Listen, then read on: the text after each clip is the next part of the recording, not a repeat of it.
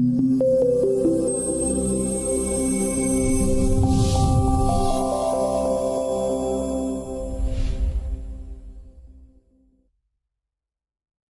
bien, bien. El domingo pasado empezamos nosotros conversando con respecto a Josué. Josué en el capítulo 1 dijimos algunas cosas de Josué. Se encontró Josué en un momento de crisis, y la crisis más fuerte, dijimos, es el gran caudillo de Israel. Moisés había muerto. Moisés había dejado toda una situación, hermanos, que era conquistar la tierra prometida. Dios había usado a Moisés para que lo usó para que sacara al pueblo de Egipto. Pero a Josué le correspondía algo, un momento de crisis, porque este hombre que estuvo a la par de Moisés, hermanos, tenía algo y una tarea que hacer muy fuerte. En esta mañana vamos a abrir nuestras escrituras en el capítulo 7 de Josué para poder ver otro gran punto de partida, otro gran punto de vista, otra circunstancia que a nosotros nos advierte, otra situación que a nosotros tiene que hablarnos, hermanos. Y me encantaría que ser llamados a la atención todos nosotros, de que logremos entender algo. Cuando nosotros abrimos las escrituras, nosotros las abrimos por la fe que se nos fue dada, porque el Espíritu Santo en nosotros dice que nos da revelación. Porque bueno, cuando entonces oímos la palabra, es la palabra que Dios tiene para nosotros. Esta es la dirección de Dios para nosotros en esta mañana, ¿sí? Puede ser que Dios le esté a usted dirigiendo individualmente. En la colectividad, hoy, cuando abrimos Josué capítulo 7, nosotros tenemos que abrir nuestros oídos espirituales, no para sentirnos señalados, no para sentirnos acusados, no para sentirnos como que es conmigo, no como para sentirnos que, bueno, quién sabe el pastor, ¿por qué no me lo dice mejor a mí? No, ese es el punto de partida. El punto de partida es que Dios hace que las cosas en la escritura sirvan como ejemplo para nosotros, y si nosotros lo tomamos, hoy de aquí saldremos, hermanos, con una herramienta más para poder llevar la vida cristiana adelante, porque no es sencillo, pero la palabra de Dios dice que sí es posible cuando Jesús va adelante, cuando Dios va adelante, cuando damos lugar al Espíritu, y cuando nosotros hacemos que las cosas que Él nos dice en esa palabra las vivamos, las querramos aprisionar para nosotros. Hermanos, ¿de cuántas cosas seríamos librados si nosotros asumiéramos la escritura como debe ser asumida? ¿De cuántas cosas no nos embarcaríamos en muchas situaciones si nosotros hiciéramos caso a la palabra de Dios? Hoy la abrimos en fe, hermanos, en confianza. Esto es palabra de Dios para nosotros hoy, ¿sí? Amén. No la palabra que señala, porque sí exhorta.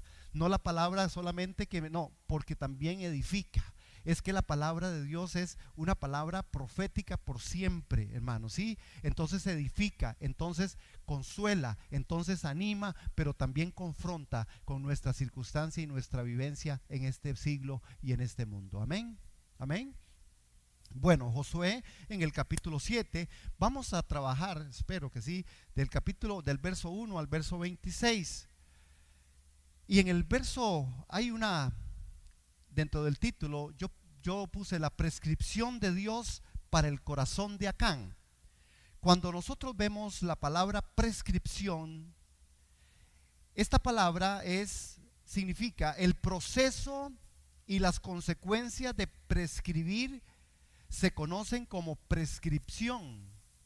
El verbo prescribir, por su parte, refiere a indicar, decretar o dictaminar algo. Cuando hablamos entonces de la descripción de Dios para el corazón de Acán, estamos diciendo que hay un proceso y que hay consecuencias que al prescribir, ¿verdad?, se conocen como aquello que prescribió. Hay cosas que Dios está diciendo. Hay un aspecto en este texto de capítulo 7 con respecto al pueblo de Israel, con Acán, que ya prescribió. Es decir, por su parte Dios va a indicar y va a decretar y a dictaminar algo. El juez está sentado en su trono hoy, hermano, y tendremos que verlo así. Dios sentado en su trono hoy. Esta palabra es una teología desde arriba, y tenemos que verla desde arriba. Tenemos que verla como Dios va a dictar, porque hoy Dios, por su Espíritu Santo, a través de la Escritura, va a dictar sentencia ante el corazón de Acán, ante el corazón de la iglesia, centro de enseñanza y discipulado, porque esta es la palabra que nosotros tenemos que traernos y aplicarla a nuestra vida. Amén. Bueno, resulta que lo que pasó con Josué, y en este específico momento, esta crisis, la crisis seguía en el pueblo de Israel. Ya no solamente el aspecto de lo que le tocaba a Josué, ahora hay una familia, y es la familia de Acán. Acán era un hombre, hermanos, era un guerrero, era hijo de Carmí, hijo de Sabi, hijo de Sera, de la tribu de Judá. ¿Ustedes saben qué era lo que hacía la tribu de Judá? La tribu de Judá lo que tenía que hacer, y el encargo que Dios les había dado, era que tributaran alabanza y adoración al nombre santo de él. Acán era un hombre de la tribu de Judá, era de los comprometidos a alabar y exaltar el nombre del Señor. Y ya aquí, hermanos, nosotros tenemos que entrar en la perspectiva de la responsabilidad del servicio en medio de lo que nosotros hacemos. La alabanza y la adoración. Acán, de la tribu de Judá. Jesús, el león de la tribu de Judá. Hermanos, vean la cercanía en medio de todo esto. Sin embargo, la escritura a nosotros nos enseña que hay muchas cosas que nosotros tenemos que empezar a ver. Vean el verso 1, hermanos, capítulo 7, verso 1. Pero los hijos de Israel cometieron una prevaricación en cuanto al anatema, porque Acán, hijo de Carmi, hijo de Sabdi, hijo de Sera, de la tribu de Judá, tomó el del anatema, y la ira de Jehová encendió contra los hijos de Israel. Hermanos, toda desobediencia trae consecuencias. Es nuestro primer principio, el que ponemos hoy. ¿Cómo es? Toda desobediencia trae consecuencias. Ojalá nosotros no querramos probar ese principio, pero si usted lo prueba, usted se va a dar cuenta, hermano. Toda desobediencia trae consecuencias. Toda desobediencia, toda, a nivel médico, a nivel de legal, a nivel de la vida cotidiana, a nivel del señalamiento de tránsito. Toda desobediencia trae consecuencia. Uno empieza a mirar, hermanos, y escuchaba al Señor que es el, no sé qué es del asunto de los trenes, y entonces habían puesto hay unas barreras puestas creo que es en la parte de Sabana, y entonces ellos pensaban que eso como que, ¿verdad?, iba a evitar. Y no sé si vieron yo decía, ahí sí, es que así somos. Un video en donde hay un carro, hermano, la barrera está abajo. El hombre ve que no viene nada y trata de pasar con la barrera abajo. Es decir, la barrera estaba abajo porque el tren venía, pero él no lo lograba ver, como seguro diciendo, no, aquí me la juego, no, que voy tarde. Y trató de pasarla, tanto así que descompuso la aguja. Entonces uno dice, Señor, todo principio espiritual es paralelo. Usted y yo tenemos que ver cuán desobedientes podemos ser nosotros a algunas cosas en donde nadie nos ve, porque el punto está ahí. Tal vez cuando la gente a mí me ve, yo no hago algo, pero cuando la gente no me ve, yo pudiera ser desobediente. Y uno entonces empieza a ver, hermanos, que hay cosas naturales que a nosotros nos confrontan con estas situaciones. La desobediencia trae consecuencias. Ahora, hay 3 aspectos a considerar con respecto a la desobediencia. Una de estas es la bendición de Dios. La otra es la influencia destructiva. Y la tercera es el juicio. Parece que este es el proceso que va a vivir Acán, el pueblo de Israel, porque ante la desobediencia la consecuencia no se hace esperar. Ahora, ¿por qué nosotros tenemos que tomar dentro de esta escritura como tal? Bueno, porque en Primera de Corintios, en el capítulo 12, en el verso 27, y se los leo a ustedes, dice lo siguiente, capítulo 12, verso 27, vosotros pues sois el cuerpo de Cristo y miembros cada uno en particular. Somos miembros de un solo cuerpo. Hermanos, por eso en este mensaje, en esta enseñanza, necesitamos entonces ver cómo es y por qué es que Dios tiene que trabajar con todo el pueblo. Vean cómo el verso 1 empieza diciendo en la generalidad, los hijos de Israel cometieron una prevaricación. Hermanos, cuando nosotros entramos en el tema del pecado, nosotros tenemos que tener un gran cuidado, porque el pecado conseguirá de forma invariable y de forma definitiva afectar la vida de todos los que estén en su entorno. El pecado tiene esa connotación.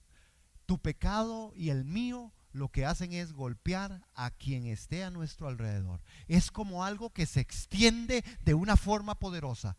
Nosotros encontramos la razón bíblica, es porque todos somos miembros de un mismo cuerpo. Nosotros nos vemos individuales, pero somos una sola unidad. Desde el trono de Dios, desde la teología de arriba, desde como hoy estamos tomando este pasaje, lo que Dios está viendo es a Cristo como la cabeza y nosotros muchos los miembros del cuerpo. Cuando entonces un miembro se duele, todos nos dolemos. Cuando un miembro peca, todos pecamos. Eso es una responsabilidad de por sí que tenemos nosotros que asumir. Ahora, el pecado de Acán y su consecuencia dentro de Israel es severo. Sobre Acán y sobre la familia viene un castigo, hermanos, que revela varios principios del juicio cuando el pueblo de Dios peca de manera flagrante. Cuando Dios encuentra al pueblo ahí, en ese punto de pecado, es cuando nosotros necesitamos entonces despertar, porque Dios no le dice a lo malo bueno, ni a lo bueno le llama malo. Hermanos, no importa cuán lindo y cuán especial sea esa persona, no importa qué bendición haya sido toda la vida, no importa cuán bueno, especial, no hay otra persona como esa. El punto de pecado, todo eso lo borra, todo eso lo quita y lo deja solamente como uno que peca. Amén. Por eso es tan importante nosotros reflexionar en esto. Ahora, ¿qué es lo que nosotros estamos diciendo con respecto a la bendición de Dios? Bueno, es que, hermanos, hay que considerar muy seriamente el pecado en medio del pueblo.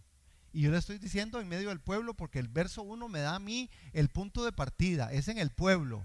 Dios está tratando con el pueblo. Dios aquí dice todo el pueblo prevaricó. Vea que no está hablando de Acán, nosotros porque ya tenemos el titulito ahí del pecado de Acán, pero de momento para Dios es el pueblo pecando. Lo que usted deje de hacer me afecta a mí, lo que yo deje de hacer le afecta a usted. El pecado del pueblo va a ser una generalidad. ¿Qué es lo que pasa? Bueno, disminuye, impide o se pierde por completo la bendición de Dios. El no bendecir al pueblo, él se niega a Dios en muchas maneras a bendecir al pueblo como tal, hermanos, porque el pecado está en medio de nosotros. El pecado en medio del pueblo lo que hace es coaccionar, quitar, cortar la bendición. Y esto, hermanos, es una verdad, una gran verdad, que a veces a nosotros nos cuesta porque no queremos poner dentro del principio o dentro del patrón o dentro de la interpretación que es que Dios me está castigando y no me está bendiciendo porque hay un pecado.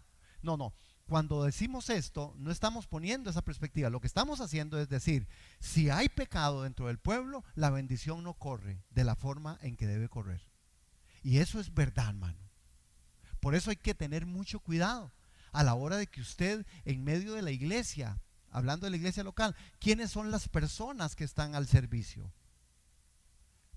Él era de la tribu de Judá. Por eso es que hay una forma muy fuerte de la presencia de Dios en el juicio con respecto a este tema. Hermano, Dios sí está al cuidado de esto y la bendición de Dios tiene que correr, hermanos, tiene que fluir. Pero ¿por qué no fluye a veces? Porque el pecado estorba. No importa cuán bueno, cuán lindo, cuán especial sea la persona. No importa si es su hermano y hermanititico y su familia. Si hay pecado, ahí hay pecado. Por eso hay que corregirlo. El pecado se confiesa, se corrige. Porque dijimos el domingo pasado, Dios es un Dios que sabe revertir. ¿Cuántos dicen amén? Dios sí sabe cómo revertir. Dios sí sabe cómo traerme, hermano, de las tinieblas a la luz. Dios sí sabe cómo es sacarme de lodo cenagoso. Dios sí sabe cómo es cambiar mi lamento en baile. Mi Dios es un Dios que revierte. Amén. Amén. El pecado manifiesto dentro de la congregación, hermanos, trae destrucción y pone a los miembros en peligro de la influencia destructiva del enemigo de afuera. ¿Saben quién es el enemigo de afuera? Satanás y el mundo. Satanás y el mundo. Cuando el pecado está, hermanos, cuando la desobediencia viene, la influencia destructiva entra, hermanos, y entra a la casa y entra a la iglesia. Y nosotros hoy lo estamos viendo. Nosotros vemos aspectos que son fenómenos aislados, decimos nosotros, ¿verdad? Con respecto a situaciones tan difíciles y adversas, y a veces nos queremos rasgar las vestiduras, ¿verdad? Con respecto a lo que pasó. ¿Vieron este aspecto ahí en Guanacaste? 5 muchachos. Yo no sé cuál es el resumen del asunto, pero 5 muchachos, ¿verdad? Asesinados, y aparece un hombre ahí que se supone que ese es el hombre que los mató a todos. Pero esa es la consecuencia de una desobediencia, hermano. Lo que pasa es que nosotros no queremos figurarlo así. Nosotros queremos solo aislarlo para tratar de decir qué bárbaro ese hombre. Pero si nosotros vamos a la raíz de todo esto, nosotros tenemos que asumir nuestra responsabilidad, no culpa, responsabilidad.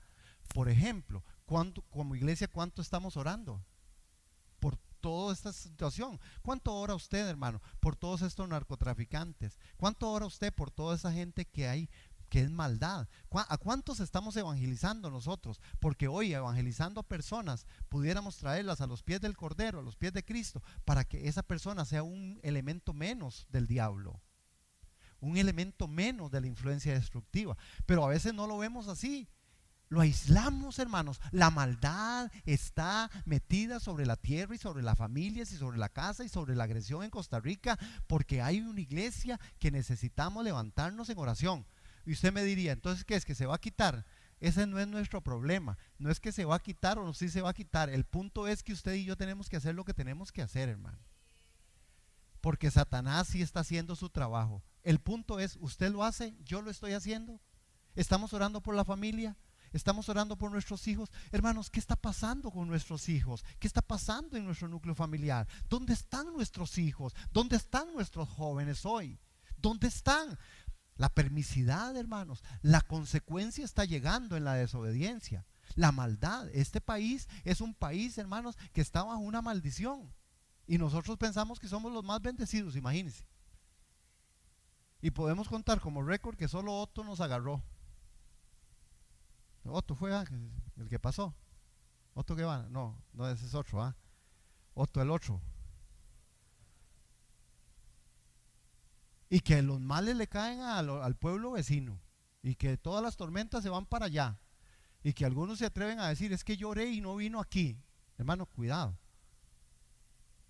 porque aquí tenemos un asunto muy serio en este país, demasiado serio, porque el pecado aquí incrementó de una manera tan impresionante, hermano, que hoy dentro de la misma iglesia hay pecado. Hello.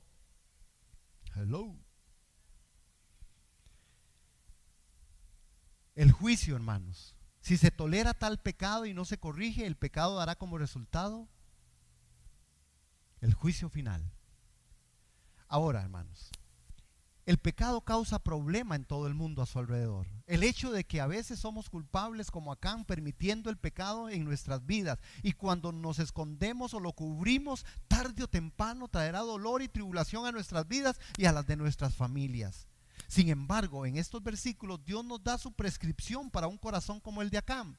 Dios va a dictaminar sentencia. Dios va a decir qué es lo que hay que hacer. Y aquí es donde yo creo que nosotros tenemos que tomar nuestra misión.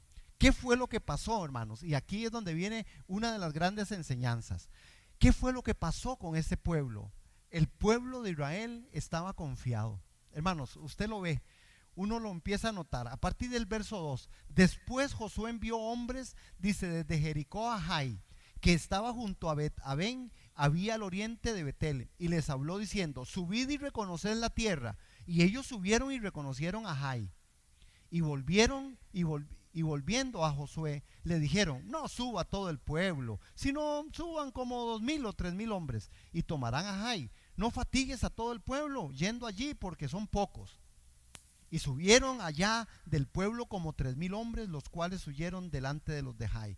Y los de Jai mataron de ellos a unos 36 hombres, y los siguieron desde la puerta hasta Serabín, y los derrotaron en la bajada, por lo cual el corazón del pueblo desfalleció y vino a ser como agua. Vean, hermanos, la victoria pasada de Jericó es en lo que ellos consumieron todo su éxito. Dijeron, no, pues nosotros venimos de conquistar Jericó.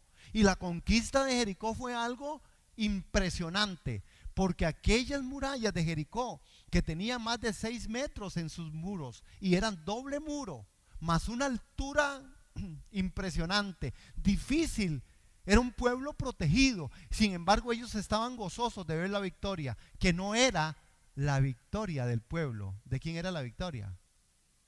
¿De quién era la victoria? Ellos estaban celebrando y estaban confiados por lo que había pasado en Jericó.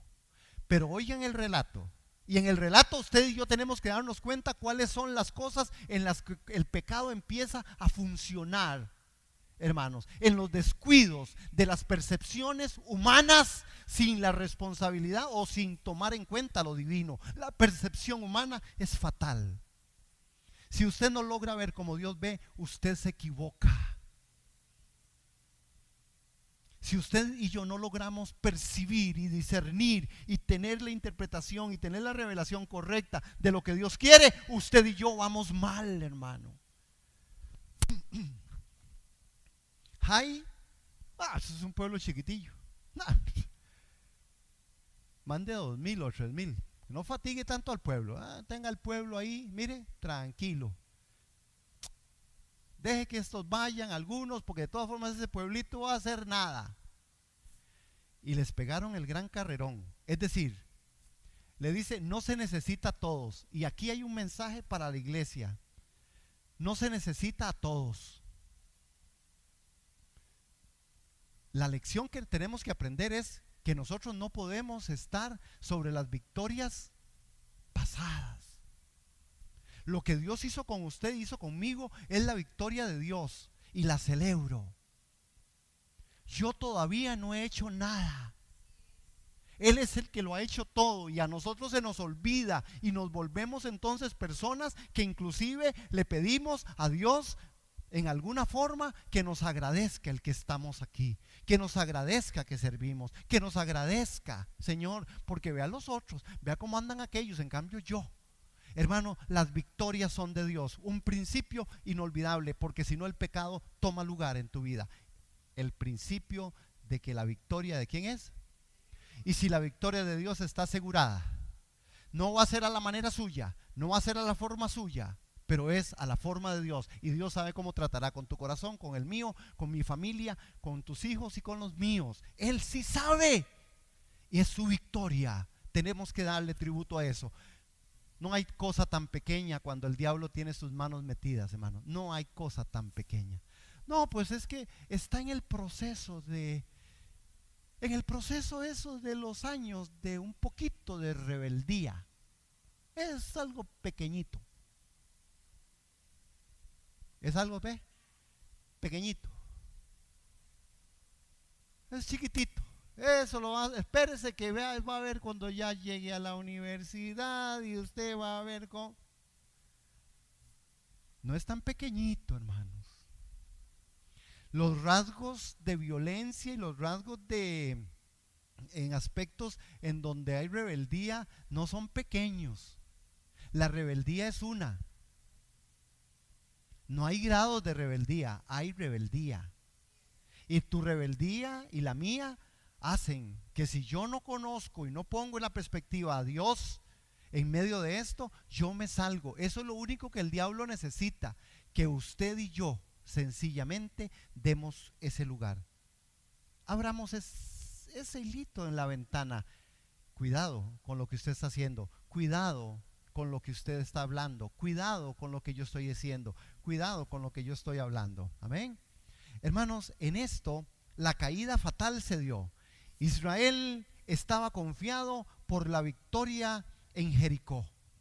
Jai era solamente un pueblito pequeño que no sería problema para un ejército como el de Israel. Israel confiaba en su pueblo, pero una mirada más cerca nos va a hacer ver, hermanos, que su confianza estaba puesta en una forma incorrecta. Hermanos, perdón, es que sí, qué pena. ¿Usted cree que podamos cerrar esa puerta? Es que, perdón, hermanos, hay una luz ahí que si fuera la luz de Jesús, de aquí me postro, pero esa luz, y entonces no los puedo ver y me incomodo. Ay, santo es el Señor. Bendito el que dijo esa puerta se haga. Ustedes no saben cómo todos han luchado con las propuestas que a mí en los años, 23 años, que me han dicho, ¿por qué no quita esa puerta? Esa puerta, y hoy ya me doy cuenta por qué no.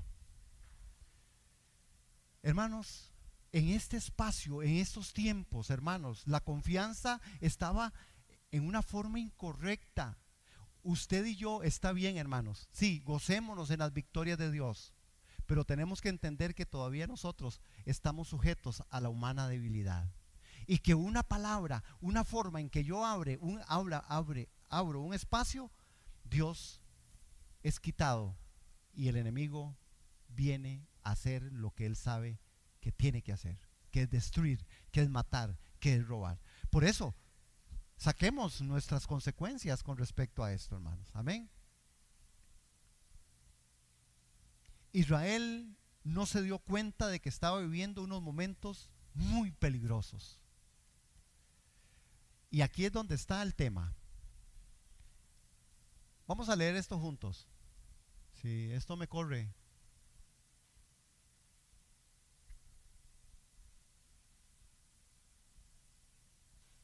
Vamos a leerlo juntos a contar 3. 1, 2, 3.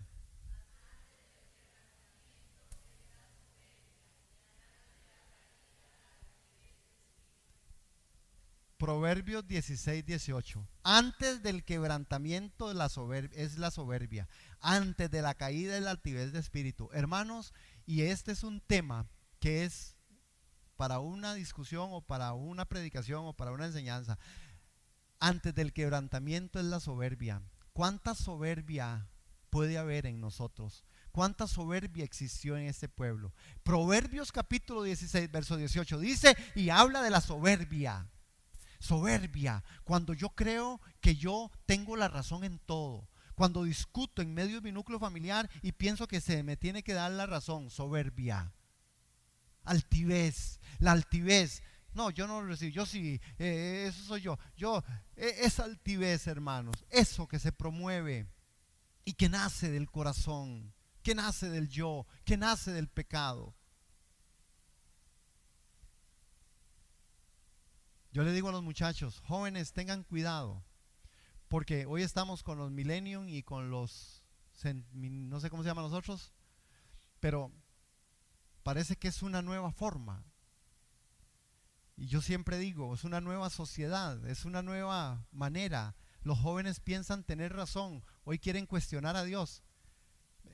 Yo quiero decirles que eso no es de ustedes, eso se dio hace mucho. Ahí tenemos a Cam, ahí tenemos al pueblo de Israel cuestionando a Dios. Es decir, no es nada novedoso que alguien quiera decir que Dios no existe. Y Dios tampoco está asustado. A Dios ni le importa si usted cree o no cree. A nosotros sí tiene que importarnos creer, hermano. Porque Dios nos asegura a nosotros que Él para nosotros tiene un plan y un propósito si nosotros le tomamos en cuenta, si nosotros no abrimos la puerta al pecado, a la maldad, si nosotros caminamos en la santidad, Dios de verdad nos respalda, porque Dios se ha ocupado de nosotros, hermanos. Entonces nada va a mover a Dios. Usted y yo sí tenemos que tener cuidado. ¿Por qué hacemos lo que hacemos? ¿Por qué decimos lo que decimos? Antes del quebrantamiento está la soberbia. No me malentiendan, hermanos. La confianza es buena, pero en el lugar correcto. Pero si no confiamos que es el Señor el que nos da la victoria, si nuestra fuerza y habilidad en nuestra carne, estamos destinados a fallar. Estamos destinados a fallar cuando usted y yo no hacemos lo que tenemos que hacer. Veamos el verso 4 y 5. El por qué, la razón, la causa, el motivo. ¿Por qué Israel fue conquistado? Hermanos, es que fue conquistado. Israel fue conquistado. Un pueblo conquistado, más o menos para que ustedes puedan ver. Jai era un pueblito, como decir más o menos que Costa Rica con su ejército, le dicen que no hay, ¿verdad? Pero bueno, con los policías nos tengamos que enfrentar al ejército de Estados Unidos. Más o menos Israel es Estados Unidos. Iba a pelear contra Jai, que es Costa Rica. ¿Cómo la ven? ¿Quién da la posibilidad de gane? Y Jai ganó. Pero ganó porque el que da la victoria es Dios. Hermanos, dígaselo para usted. El que da la victoria en mi vida es Dios. Esa es una verdad que hay que tomarla. El que da la victoria en mi vida es Dios, no es nadie más. ¿Usted cree que usted es muy inteligente? Dios es tu victoria y tu inteligencia dada por Dios genera frutos. ¿Usted cree que usted es muy gato? ¿Que usted es muy gato? El gato es Dios y Dios hace que usted sea un gatazo. Pero Dios lo hace posible. ¿Usted cree que usted tiene muchas características de muchas formas especiales con grandes talentos? Sí, pero el talentoso en tu vida se llama Dios. Y claro, como Dios es tan talentoso, usa tu talento para que usted pueda exhibir talento. Y al talento agregarle humildad y sencillez de corazón, dando la gloria a Dios siempre. No es que nosotros no lo hagamos, nosotros lo hacemos, pero lo hacemos bajo esos principios. ¿Por qué Israel fue conquistado? Vean el verso 4 y 5. Y subieron allá el pueblo como 3,000 hombres, los cuales huyeron delante de los de Jai. Y los de Jai mataron a ellos unos 36 hombres y los siguieron desde la puerta hasta Serabín. Y los derrotaron, hermanos, en bajada, por lo cual el corazón del pueblo desfalleció y vino a ser como agua. Hermanos, lo que pasó con ellos es que ellos no oraron, hermanos. Ellos no oraron al Señor. Vean las cosas que no hicieron. Ok, déjeme ver aquí. Lo que no hicieron. Número 1, no oraron ni consultaron la voluntad de Dios. Ellos fueron a espiar la tierra. Y otra vez les pongo el ejemplo, como que vino alguien de allá, don señor presidente, Donald Trump, y dice, no, esos son pueblitos chiquititos, más, son como 1,000 policías y a veces mal pagados, así es que tranquilos. Esa fue la opinión de los que Josué mandó. Y la opinión era seguro objetiva. En el ejemplo, di claro, ustedes vienen aquí, no hay ejército aquí en este país. No hay ejército. No, hombre, esto está fácil. Nos mandamos unos cuantos aviones, unos cuantos marines, una cuanta gente, poquitico para que no se cansen mucho y les vamos a dar. Así fue, el criterio del hombre prevaleció sobre el criterio de Dios. Y a veces el pecado tiene que tener solo esa connotación. El pecado solo ocupa la opinión tuya, la opinión del hombre, para que seduzca y sea pecado. La derrota en tu vida, la derrota en mi vida está solo a un paso. Es el no hacer lo que Dios dice que debemos de hacer. No oraron ni consultaron la voluntad de Dios. ¿Cuántas veces nosotros mismos somos culpables de hacer lo mismo? Sacar a Dios de nuestras batallas. Nosotros sacamos a Dios de nuestras batallas por cansancio. Hay una estrategia del diablo, hermanos, que se llama cansancio, que se llama rutina. La rutina es una de las armas poderosas de Satanás. Entonces ya nos cansamos de tantos días y tanto tiempo y ya no he orado de aquí. He orado por esto. He orado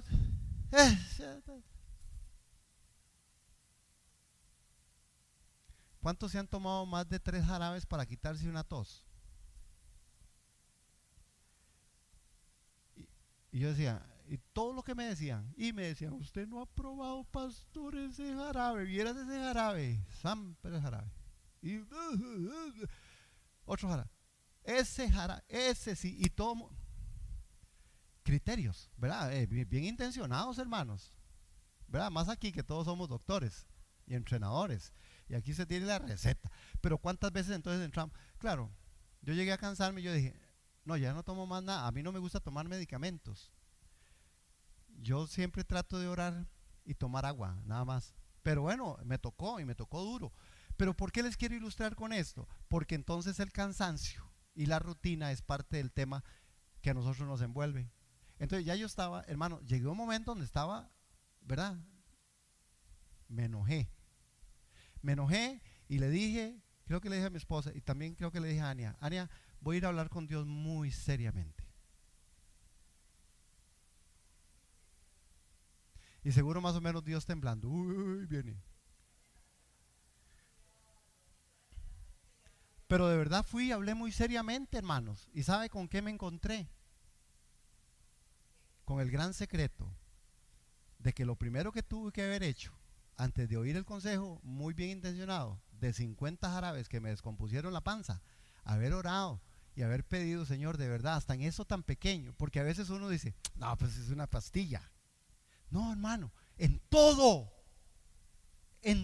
la consulta a Dios, en todo, no sacar de la batalla a Dios. No saques de la batalla a Dios por cansancio. No saquemos a Dios de la batalla por rutina. En la rutina Satanás se aprovecha.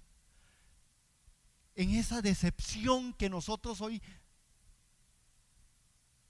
esto corre. Este es un pueblo decepcionado, ¿verdad que sí? Es un pueblo que se ha vuelto incrédulo. Porque ustedes, por ejemplo, le hablan de la platina y usted dice, ahora ya sacaron otra historia. Ahora sacaron otra historia, ya no es la platina, es un puente. Es decir, hello. Es decir, porque, no, hermanos, es esto, es lo otro. Hermanos, tenemos que tener cuidado, porque la decepción es parte de la estratagema de Satanás. Usted está decepcionado de su vida. Está decepcionado de su familia. Usted está decepcionado de luchar por lo mismo y con lo mismo. Usted está triste y está acabado y está ya, como quien dice el pueblo popularmente, una palabra que no se va a mencionar, pero usted está así, está decepcionado, está triste, usted ya está que ya usted no cree en nada. Cuidado, Satanás está entrando a su corazón con la decepción, con la rutina, con el inconformismo. Y usted pide respuestas, y yo pido respuestas, y yo quiero el puente, y yo quiero que las presas se acaben. Y ese asunto es el que Dios va a resolver, pero lo va a resolver cuando Él tenga el control en la batalla, en tu vida. Porque el mundo va a seguir girando, la situación de la iglesia seguirá siendo la misma. Hoy unos quieren, otros no quieren, unos dan, otros no dan, unos sirven, otros no sirven. Seguirá así y no lo va a... Usted y yo sí tenemos una batalla que librar, que es la batalla de la fe, que es la batalla de decir, si Dios me llamó yo lo hago. ¿Hasta cuándo? Hasta que Él me lleve. Aquí no hay pensión. Porque de todas formas dicen que el régimen está quebrado. Cuando yo oigo eso yo digo, gracias Señor, que a mí eso nunca me afectará. Porque al final en esto no hay pensión, en esto no hay retiro. En esto no lo hay. Con Dios es hasta que usted dé el último suspiro y Él te agarre y te lleve hasta el mismo trono de la gracia y te presente a los que están ahí, Abraham, Isaac, Jacob. Mira, Isaacillo le salvó la tanda del ángel porque ya lo iban a apuñalar. Es decir, Moisés se salva, se pegó usted Moisés. Y Josué que embarcada. Y Acán, Acán, que salado, no está aquí, se lo tragó la tierra. Puntos de partida en los que no hay fin en esto, hermano. Pues por supuesto yo oro para que los regímenes y usted llegue a un feliz término y ya no trabajemos más tanto y usted descanse, ya que usted ha invertido y ha trabajado tanto, de verdad. Ese es mi corazón, pero para la ilustración, no, de verdad, la decepción no es la fórmula de salida, es la oración. Para que mi corazón sea consolado y pueda ver lo que Dios quiere que yo vea. Ahora, ellos se fueron por su propia fuerza, hermanos. Nosotros tratamos de vivir vidas cristianas luchando contra la carne y el diablo en nuestras propias fuerzas y fallamos. Hermanos, si hay algo impresionante, ahora me senté a la par de una hermana y decía, qué tremendo, porque muchas veces por circunstancias uno no está, pero cuando uno está y uno entiende y está alabando y adorando al Señor, uno empieza a ver que hay significado. Y que rico es estar de vacaciones, ¿verdad? También, es muy pura vida. Pero qué rico es adorar al Señor y encontrarse uno otra vez ahí y reflexionar. Eso es lo mejor que a nosotros nos puede pasar, estar en su presencia. Hermanos, Israel fue un pueblo confundido. Vea, tuvieron el mismo temor que sus enemigos en Josué capítulo 2. Hermanos, este es el problema del pecado, nos comportamos como impíos. Hermanos, Israel no pudo entender el punto de su falla. Hermanos, Dios quiere que su pueblo sea victorioso. ¿Qué? Dios quiere que su pueblo sea victorioso. Está registrado en las escrituras. Él lo hizo para que usted disfrute sus victorias.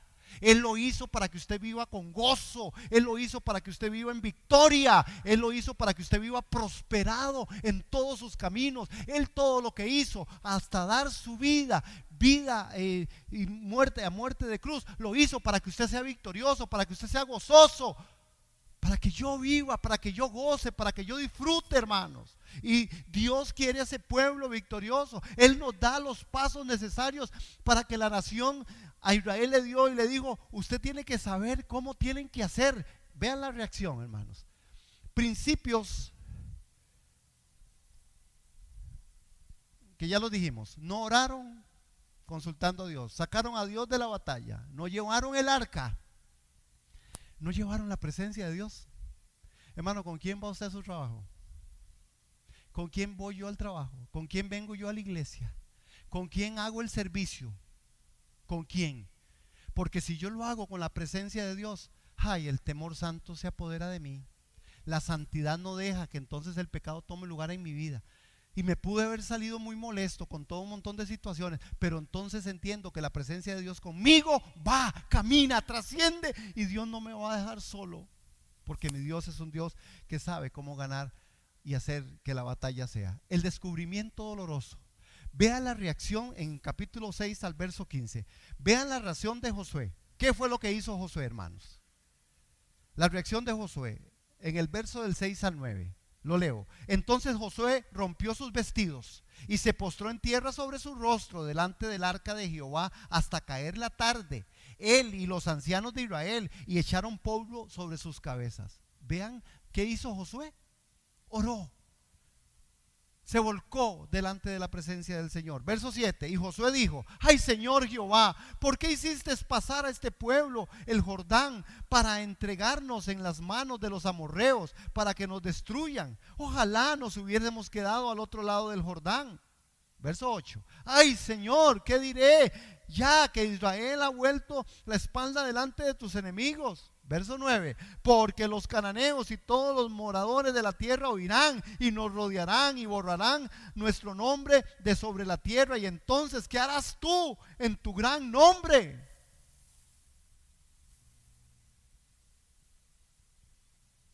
Josué va delante de Dios con un corazón quebrantado. Ustedes oyen, ¿verdad que hay una voz como de reclamo? Pero oigan el reclamo, porque yo siempre he defendido esta tesis. A mí me parece que el reclamo es algo que Dios nos permite si lo hacemos en su presencia. Josué está en la presencia de Dios y empieza a reclamar con una gran preocupación, primero por el pueblo y segundo por lo que pudieran decir de Dios. ¿Será esas características las que a mí me persiguen cuando reclamo a Dios? ¿O será mi falta de quebrantamiento? ¿Será mi aburrimiento? ¿Será mi obstinamiento? ¿Será la causa perdida? ¡Ay, no sirve para nada! Aquí no hay nada, ya no sirve para nada. Ay, aquí no hay mujeres, no hay hombres. Lo que fuera. No, esto no sirve, ya esto aquí. Señor, ya estoy cansado, estoy harto. ¿Será esa la forma del reclamo que yo le hago a Dios? Vean el reclamo de Josué, preocupado por el pueblo, preocupado por el nombre de Dios. el reclamo en su presencia. Porque cuando usted y yo reclamamos fuera de la presencia del Señor, hermano, su reclamo es el argumento de Satanás para llegarte a acusar. ¿Usted se acuerda dónde fue? ¿Y qué fue lo que le pasó a Job? Job no reclamó en la presencia. Job reclamó fuera.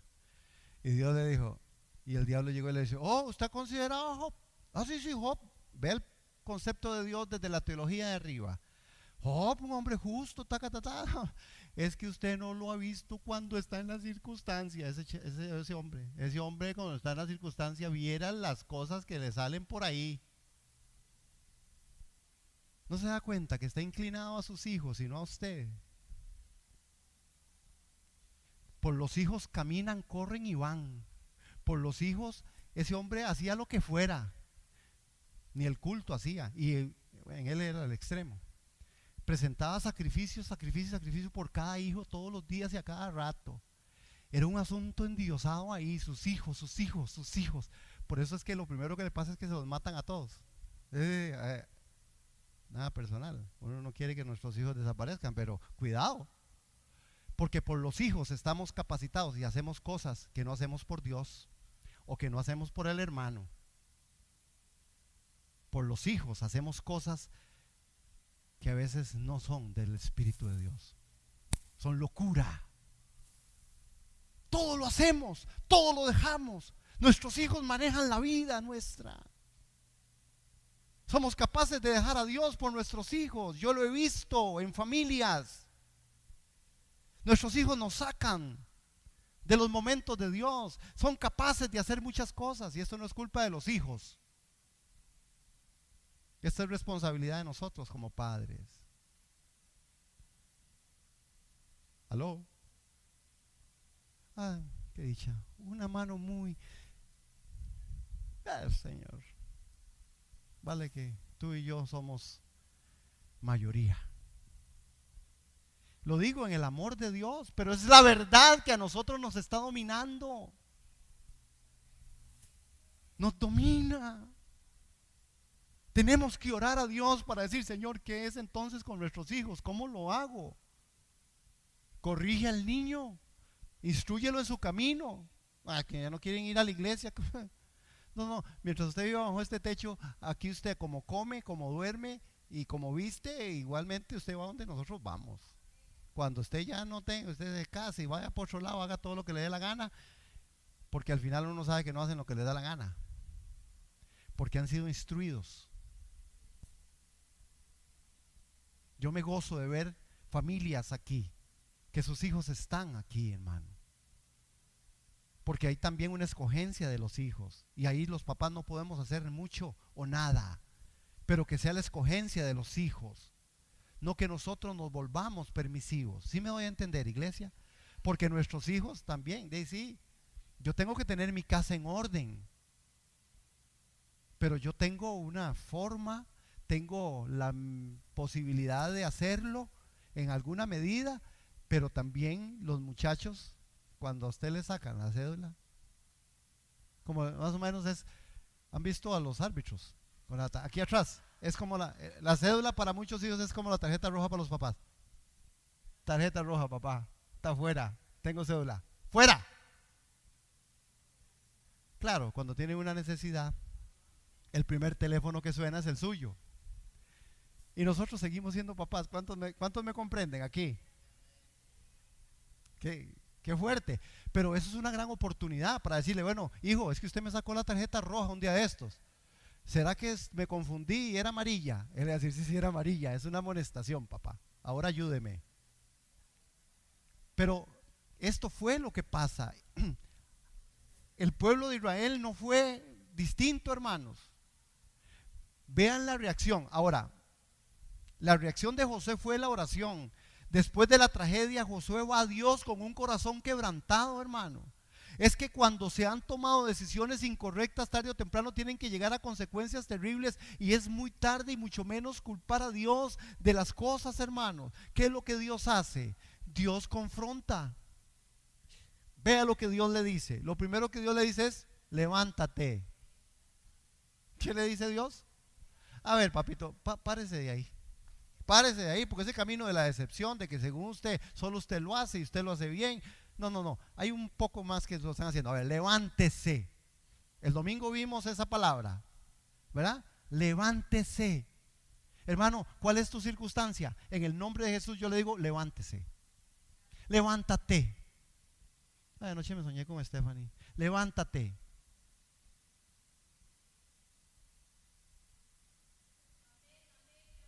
Levántate. En el poder de su amor, en el poder del Espíritu. Levántate. Levántate de eso que te aqueja. Y dígale, Señor, aquí estoy yo con mi corazón quebrantado. Y el Señor te va a decir, levántese. A ver, yo voy a revertir ese problemita. Ay, Dios sí, Dios sí los compone, yo no. Yo los puedo oír y todo, pero yo les he dicho, yo no puedo. Pero Dios sí puede, hermano. ¿Cuál es su problema? ¿Cuál es el más serio? Dios lo tiene. Y Dios da respuestas como Él sabe dar respuestas. Si usted quiere oír lo que usted quiere oír, Dios no le va a decir lo que usted quiere oír.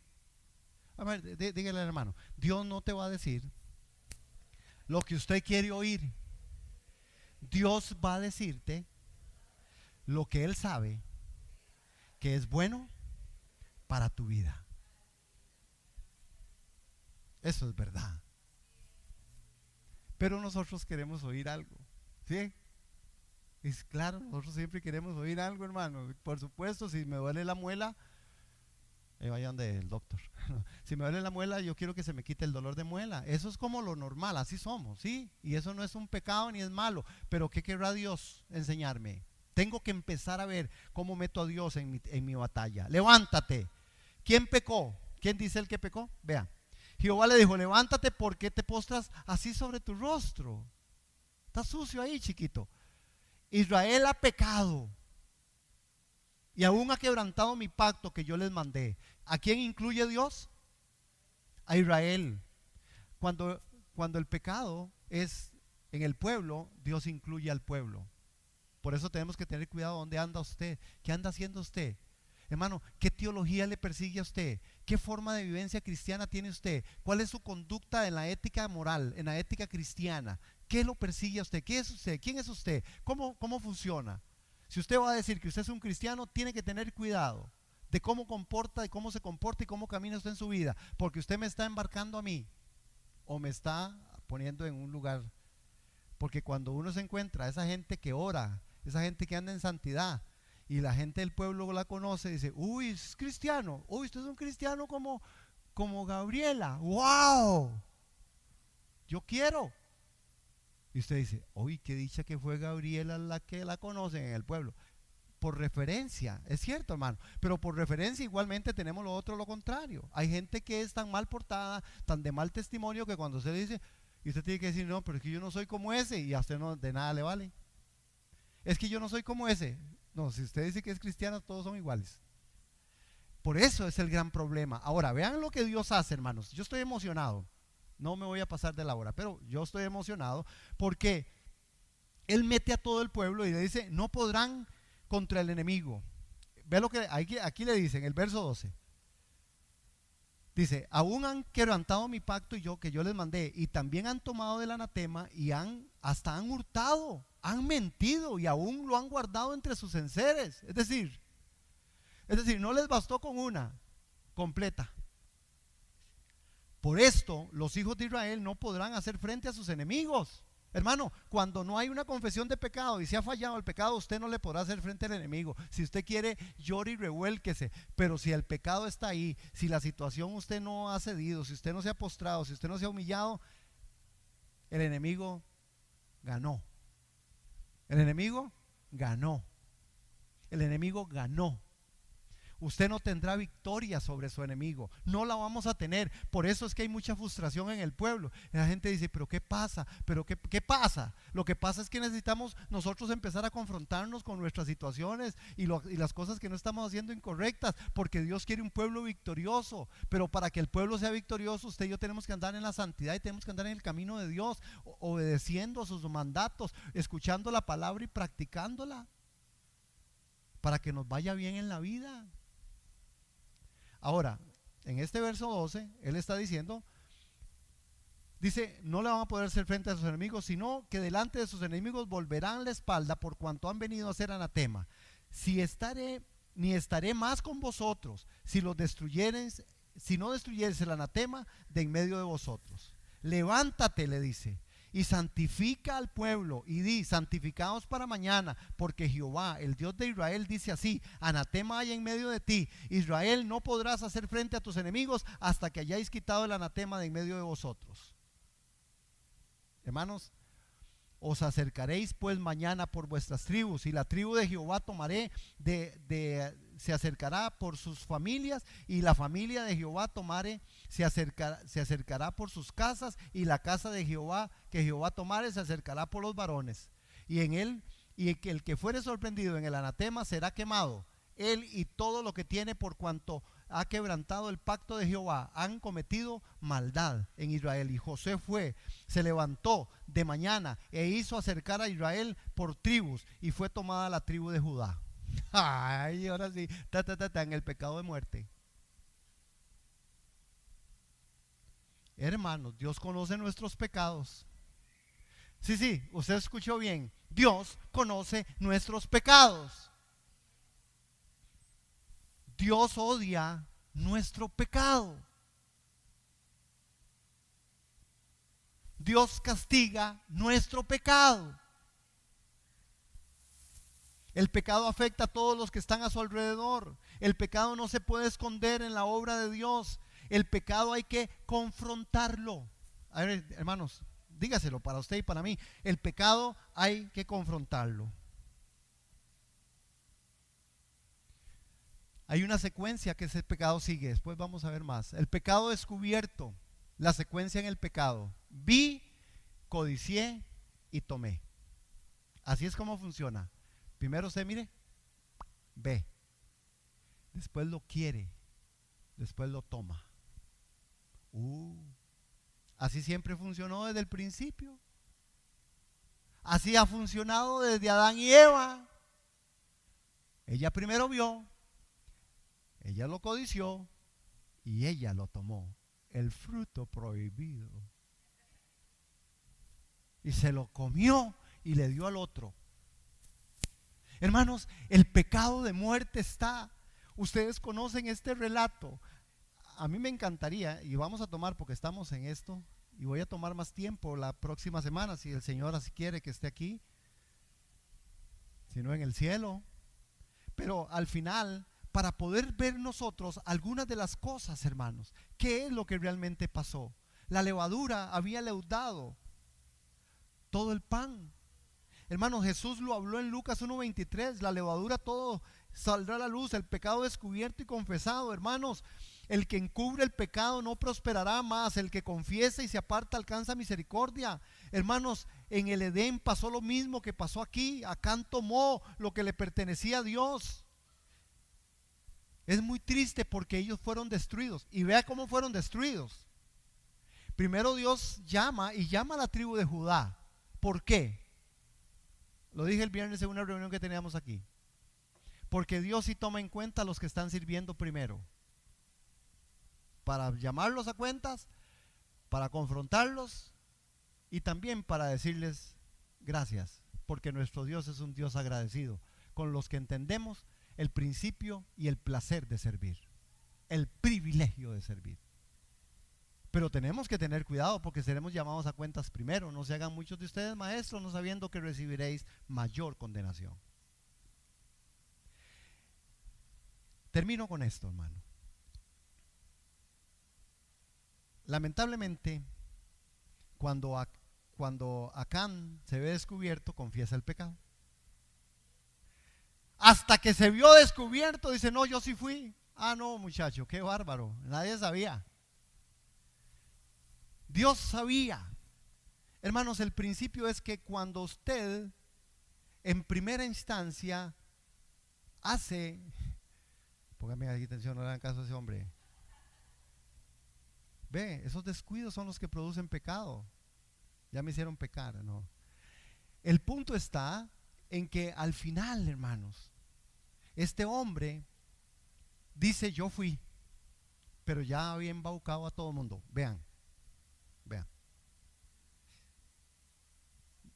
Viene aquí.